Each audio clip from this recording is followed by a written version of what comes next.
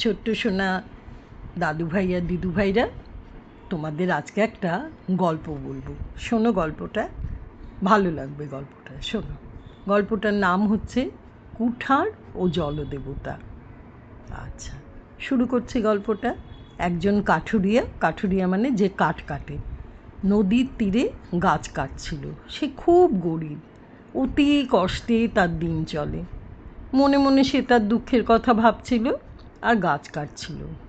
এই ফাঁকে হঠাৎ তার হাত ফসকে কুঠারখানা তো জলে পড়ে গেল। হায় হায়, এই কুঠার দিয়ে গাছ কেটে যাও বা তার 2 পয়সা হতো, তাও তো গেল। এই ভেবেই কাঠুরিয়া হাও মাও করে কাঁদতে শুরু করলো। কাঠুরিয়ার আকুল কান্না দেখে জলদেবতা যিনি, তার খুব দয়া হলো। তিনি কাঠুরের সামনে এলেন, এসেই জিজ্ঞেস করলেন, কি হয়েছে তোমার? তুমি এত কাঁদছো কেন? কাঠুরে চোখ মুছে সব তাকে খুলে বলল, বলেই আবার হায় হায় করে কাঁদতে লাগলো। তক্ষুনি ওই জলদেবতা নদীতে ডুব দিয়ে একটা কুঠার তুলে আনলেন, এনে কাঠুরের হাতে দিলেন। এই নাও তোমার কুঠার।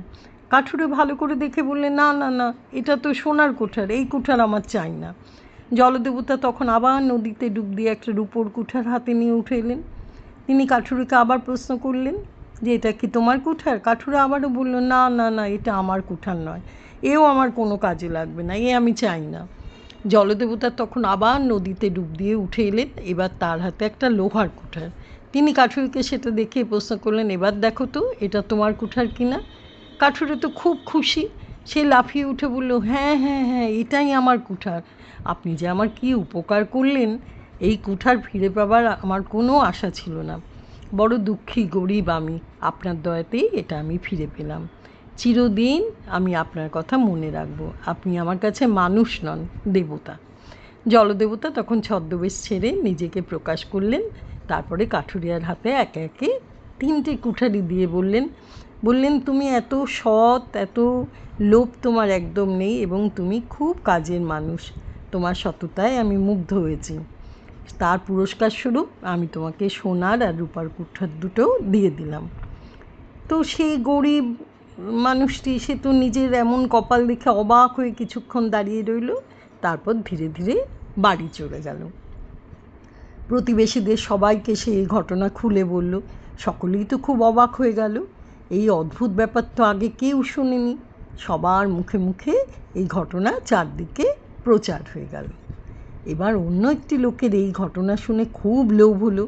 সে পরদিন সকালে উঠেই তাড়াতাড়ি কুঠার নিয়ে নদীর ধারে চলে গেল।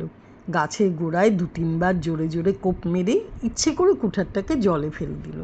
তারপরে হায় হায় করে জোরে কাঁদতে শুরু করলো। জলদেবতা আবার ছদ্মবেশে তার সামনে এসে উপস্থিত হলেন। এসে তাকে জিজ্ঞেস করলেন, তুমি কাঁদছো কেন? লোকটির তো মনে মনে বেশ আনন্দ হচ্ছে, এই তো জলদেবতা এসে গেছেন। তবু সে মনের আনন্দ চেপে রেখে কাঁদতে কাঁদতে বলল যে তার কুঠার জলে পড়ে গেছে। জলদেবতা যথারীতি নদীতে ডুব দিয়ে একটা সোনার কুঠার নিয়ে উঠে এলেন। এসেই সেই লোকটিকে দেখালেন, প্রশ্ন করলেন, দেখো তো এই কুঠারটি কি তোমার?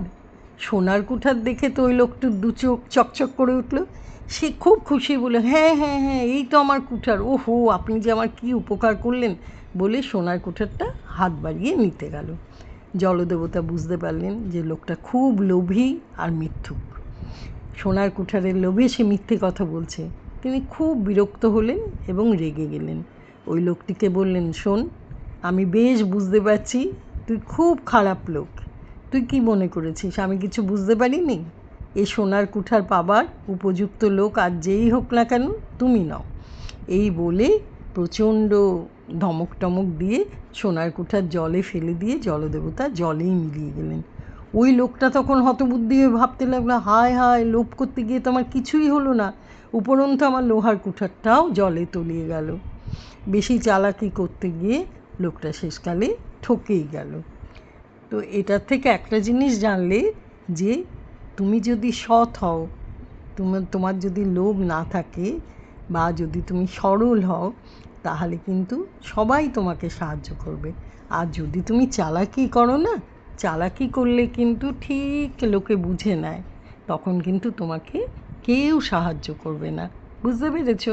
তাই জন্যে সব সময় তোমরা কিন্তু খুব সাদামাটা, খুব সরলভাবে থাকবে, যাতে তোমাদের কথায় কেউ যেন, তোমাদের কথা এমন না হয় যাতে কেউ শুনে কষ্ট পায়।